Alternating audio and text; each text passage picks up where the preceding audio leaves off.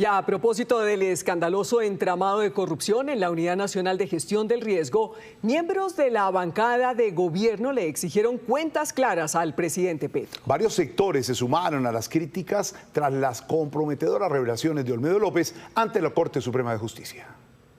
De mi declaración.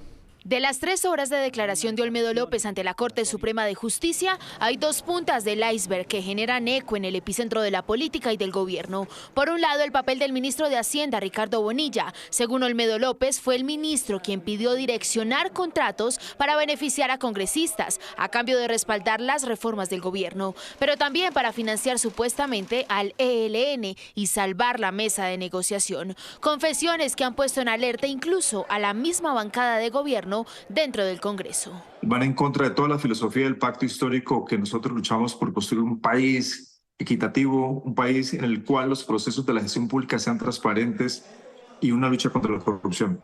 Lo que nosotros ahora pedimos como bancada del pacto histórico es que la justicia colombiana actúe. También han dejado un ambiente de tensión y desconcierto entre quienes en su momento mostraron simpatía con el gobierno Petro.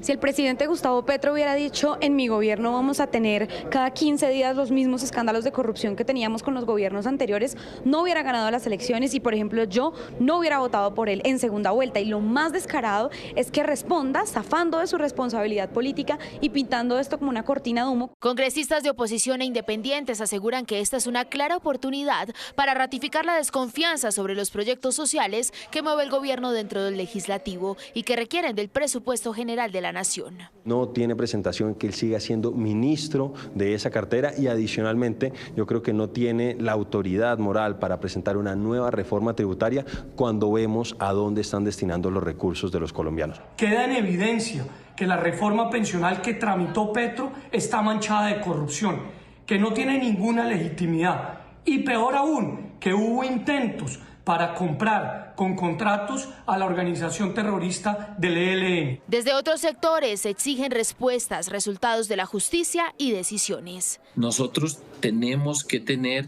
nombres de todas las personas que están involucradas en todo esto, porque queda una mancha sobre todas las personas que están en el Congreso de la República. Lo que más me preocupa en estos momentos es la negativa del presidente Petro a ver el elefante de la corrupción en su propio gobierno. Frente a estas mismas declaraciones, el director de gestión del riesgo pide no solo pruebas, sino que la entidad sea declarada como víctima. Si realmente quiere cooperar con la justicia, tiene que empezar a devolver el dinero que se robó. Una de las razones por las cuales solicitamos que se le reconozca a la unidad como víctima en los procesos que cursan en la Fiscalía es justamente para poder tener esa información. El supuesto de Meigane al que se refirió Olmedo López dentro y fuera del Congreso tiene hoy al sector político replanteándose sobre la figura que juegan como legisladores dentro de los proyectos del gobierno, y aunque hablan de responsabilidades individuales, tienen claro que este no es el cambio que esperaban.